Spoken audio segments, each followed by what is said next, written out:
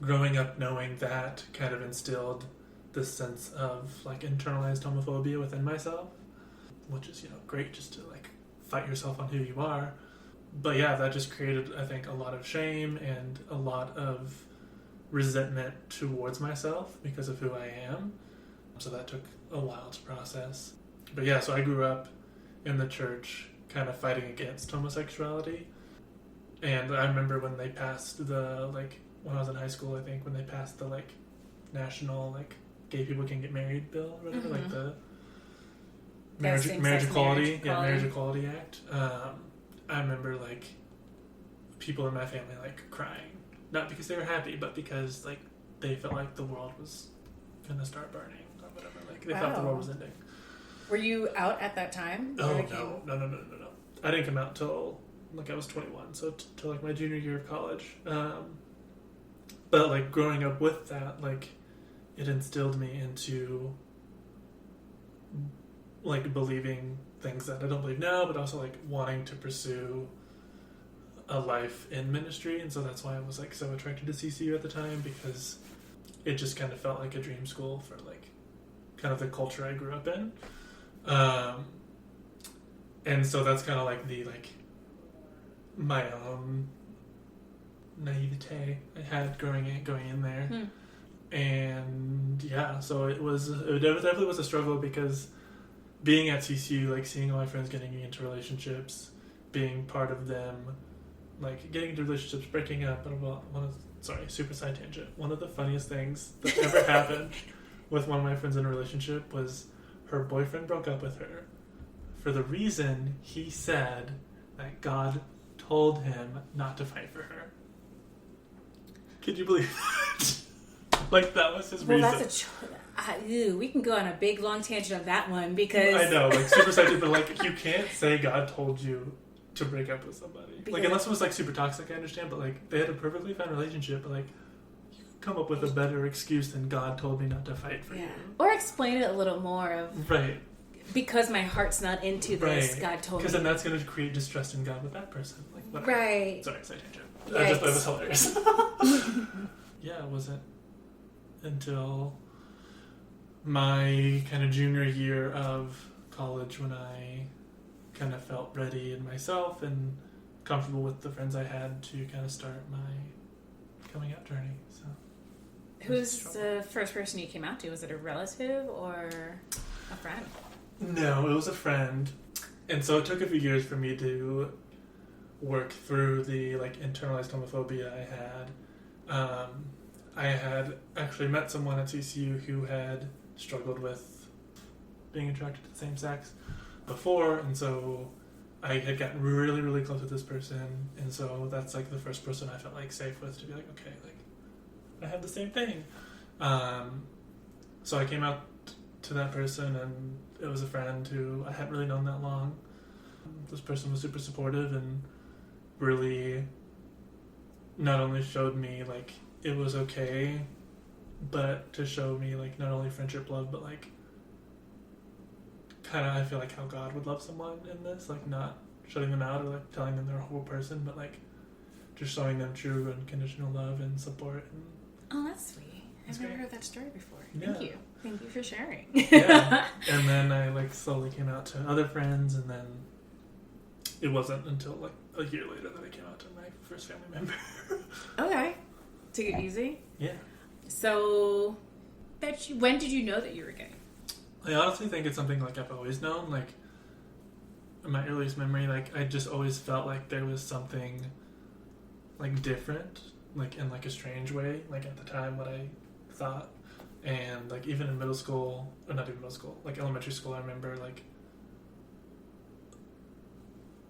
always being more prone to looking at the boys and stuff, and was always oh, what is this? Just in that moment feeling oh, this isn't what I should be doing. And then going into middle school and high school, once puberty hit, and is when it really kind of sunk in, oh crap,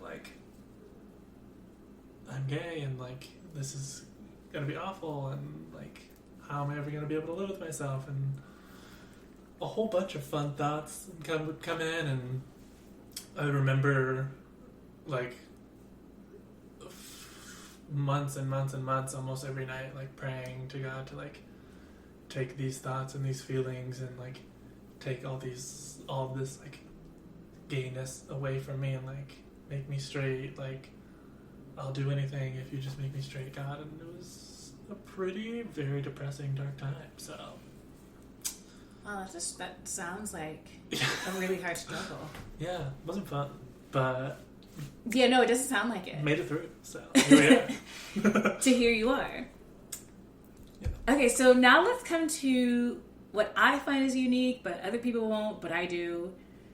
Your set of roommates. So you have 3 roommates. True. And they're all straight. Yes, all straight men. And they're all engaged. They are all engaged. So They'll be married this summer. This summer. And you're in all of them, aren't you?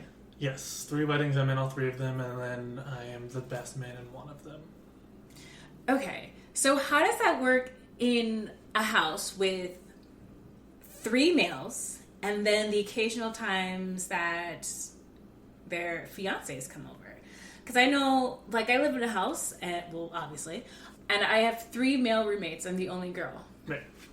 And it's pretty sweet, you know? Yeah. When I complain that the bathroom is gross, David will definitely be like, all right, I'm on it. I'll clean it. And Right. they all work and they all do different things, but Roxy complains that something's gross and it gets done. clean. Yeah. Right. And we all get along and we'll have roommate dinners, but there's no heavy, because everyone's, there isn't any heavy, like, we don't argue. I've never argued with my roommates, and I've lived here for 2 years. Yeah. Only because, A, we weren't friends to start with, and it's just a different dynamic. Right. So how does the roommate situation work with you, with males, Yeah. straight males, Yeah. and then on top of it, their fiancés who are Yeah. on all different type of cycles and everything else that happens in the world? Yeah. I mean, overall, it's not bad. Like, especially since we all, like, I've known all of them for years. I've known all their fiancés for years. So, like, overall, it's not bad because we're all friends, if not friendly with each other. But, like, personally, like, it does just, like, get lonely sometimes, only because, like, they're all engaged. They all, like, at least, like, I know, like, they all have someone that they can, like, talk to every day. They have someone who loves them every day. They have someone, like, who is, like, theirs. Like, Do you feel like the 5th or 7th wheel? it's very rare when everyone is home at the same time, so it's most of the time, like, a 3rd or a 5th wheel. So that can be very lonely at times. But I never, like, feel excluded from anything because, like, they don't, like, not invite me to something or, like, exclude me from game night or whatever just because, like, I don't have I'm not in a relationship. They all know I'm gay. They all are very supportive of that, and but it definitely ties, like, an interesting dynamic into, like, the roommate situation, only because, like, I don't know what would happen if I got a boyfriend, like, how they would actually Right, how would kind of they feel act? about that. Especially if it was, like, the 3 engaged couples and then me with my boyfriend, like, kind of how that dynamic would act out. So Right, it'd be interesting. That'd be So interesting. if that ever happens, I'll let you know. Let me know. I want to see that I'll one. give an update. But yeah, overall, like, it's not bad. Like, I'll be here. Since you can't see Ray's visual, he just did a nice hashtag for us. Hashtag I'll be here. You're welcome. Because, you know, podcasting is an audio I know. medium. So, since you did mention you were single, and that is one of your 3 unique dynamics in this life of things of that nature of Ray. Yes. Is it single in looking, single in just kosher, single in what? What is the mindset of single? Currently am single and looking. Okay. So if you know anybody, hit a brother Send them up. your way. How? So since you're single and looking, how are you looking? Where are you looking? I mean, it's very interesting dating in the gay community versus dating in the straight community, just based on a lot of what I've seen. Like, in the gay community, it's very app-driven. Unless you're at, like, a gay bar, it's very hard to find someone in person. Even at the gay bars, like, it's usually, like, people just looking for a hookup. So most of it is on the apps, and I have a very hate relationship with the apps. Hate. I just saw you match with this cute little, not little boy. I shouldn't say little boy. That sounds terrible. But you did match with the cute fella. Okay, I have a love-hate relationship with the apps. It's just currently, when I first kind of came out, I was on the apps 24/7, boom, boom, boom, every day, swiping, liking. Makes sense. Here we go, new world, newly out. I'm gonna explore. You'll spend 2 to 3 weeks talking to someone, investing in them, getting to know who they are, kind of getting over that kind of first date awkwardness. And so when you finally go to be hey, I'm free here, we should meet up and do something, and then just crickets, silence, ghosted. I'll go 2-3 weeks without even opening it, and then I'll open it, swipe for a little bit, match with someone, message back and forth, and it's just kind of. I think that's healthy, because when I was on the apps, and I will say I use the apps for self-entertainment. For instance, I was at a Christmas party or a work holiday party 2 years ago, and a friend of mine who was there as well, we traded phones and we swiped for each other out of boredom. And there have been my off and ons where I've been on the app. I've successfully dated 2 people on the app. One of them actually... One of them you're in a relationship with now. Yes, one of them I'm in a relationship now, and he hasn't killed me, so... So far. So far, we're good. And the other one actually was a few years ago. I was actually at a friend's house for Thanksgiving dinner. Nice. She took my phone, got bored, swiped, talked to this guy, set up the entire thing. She did? She set up the whole thing? Yes, she did. She set up the entire... That's great. I had never talked to him until the day Until you met him. Until I met him.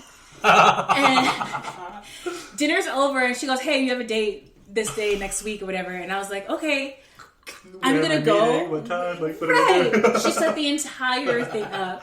That's incredible. Funny is, we didn't date. We dated for a little bit. Really cool dude. We're actually friends to this day. One of the only people that I've dated formally that we're actually friends from this day, and they don't get along. It's actually really funny how my friend and him don't get along. They get along cordially because I'm the middle person, but they're not best of friends. Right. Anyway, that was a long show. But I totally get the off and on, because when I was single, I would do all right, I'm going to be on for self-entertainment, I'm going to be on for serious, and I'm not going to be on. But a lot of friends that I have that are actually gay go through the whole social media exchange. Yeah, it usually starts, I've only exchanged numbers with a handful of guys, because it usually starts with messaging on the app, whatever app it is, and then you'll be like, oh, here's my Snapchat, and then I'll move to Snapchat, and then I'll move to Instagram, and then if you talk for X amount of time, then I'll move to oh, here's my phone number. Really? Do you get ghosted? Do they stop following you? Oh, yeah. They'll fully unfollow you on Instagram, unfollow you on Snapchat. That's so much work for me. I know. It's adding, talking, and then blocking me. It's my God. So realistically, in a sense, okay, for instance, I can go on the app, match with someone, and then give it 2 or 3 weeks. I'll go on a first date if I find interest in this person. Right. But the way it sounds in your sense, it's almost a month and a half later, we'll go on a date, maybe? Maybe. But it's the usual timeline. If we're talking for a week or two, we'll plan something to go. We'll plan to have dinner somewhere. We'll go get a drink somewhere, get coffee or whatever. When you make the plans, it'll be to the day before or the day of, and they'll be oh, something came up, sorry, I can't make it through schedule. And then you won't hear anything else. Or it'll be oh, sorry, I can't make it, let's reschedule, you reschedule. Get to the rescheduled date. Oh, sorry, I can't make it. Let's reschedule. This instant. This non-ending. Let's reschedule, and then ghosted. It's like a business meeting that you don't want to go to. Really? I'm if you don't have interest in me, just say no. Just say, why are we even talking? I don't need this back and forth if we're just never going to meet. Right. You're wasting my time, and I feel you're wasting your own time. We both have better things to do. Right. Why things are we we can move on to this? than this cycle of. Let's meet, let's not meet, let's reschedule, oh my god, blah, blah, blah, blah, blah. And a lot of, especially in the gay culture, a lot of it starts out as we match, we talk, we meet up, and we hook up, and then nothing. Or we match, we meet up, we hook up, then we go on another, then we hook up again, then we go on another, then we hook up again, and then after so many dates and hookups, then it leads to a relationship.